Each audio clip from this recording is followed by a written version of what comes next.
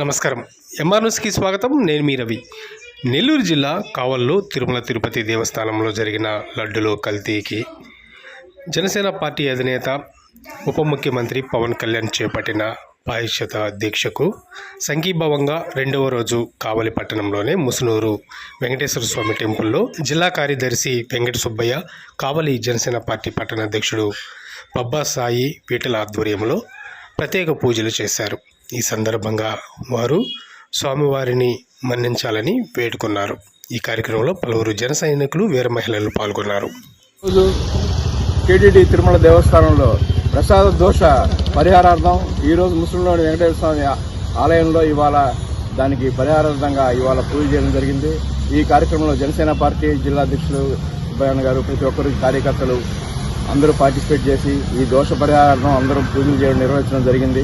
ఇదే విధంగా ప్రతి ఊరిలో ప్రతి దగ్గర పవన్ కళ్యాణ్ గారి ఆదేశాల మేరకు ప్రతి ఒక్కరూ ఈ పాపంలో మనకు బాధ్యత లేకుండా ఇలాంటి దోష పరిహారంలో పూజలు నిర్వహించాలని ప్రతి ఒక్కరిని అభ్యర్థిస్తూ సెలవు తీసుకున్నాను. Thank you. జనసేన నాయకులకు, వీర మహిళలకి అందరికీ నమస్కారం. ఈరోజు కలియుగ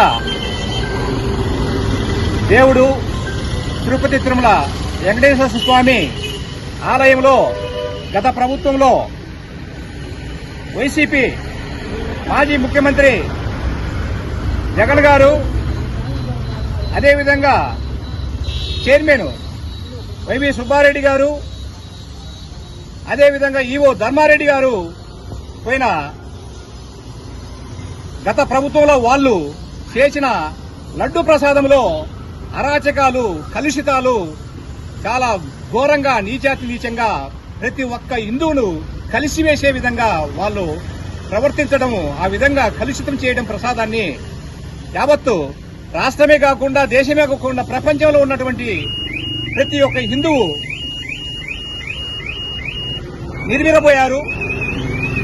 దానికి ప్రాయశ్చిత్తంగా మా జనసేన పార్టీ అధ్యక్షులు పవన్ కళ్యాణ్ గారు, అదేవిధంగా ఉప ముఖ్యమంత్రి వర్యులు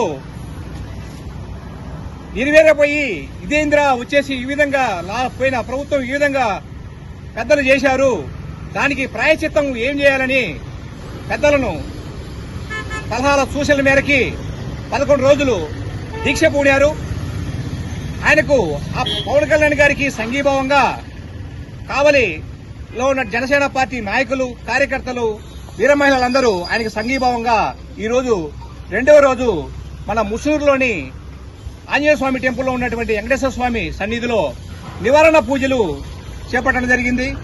ఖచ్చితంగా ఆ దేవదేవుడు ఎవరైతే ఆ నీచానికి పాల్పడారో వాళ్ళను కఠినంగా శిక్షించాలని, అదేవిధంగా మన రాష్ట్ర ప్రభుత్వం కానీ కేంద్ర ప్రభుత్వం కానీ వాళ్ళ మీద కఠినమైన చర్యలు తీసుకోవాలని ఈ సందర్భంగా కోరుకుంటూ సెలవు తీసుకుంటున్నాను.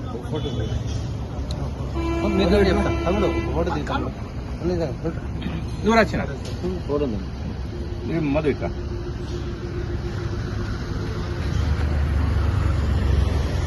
అబ్బాయికి రాదా, నువ్వు రాదా?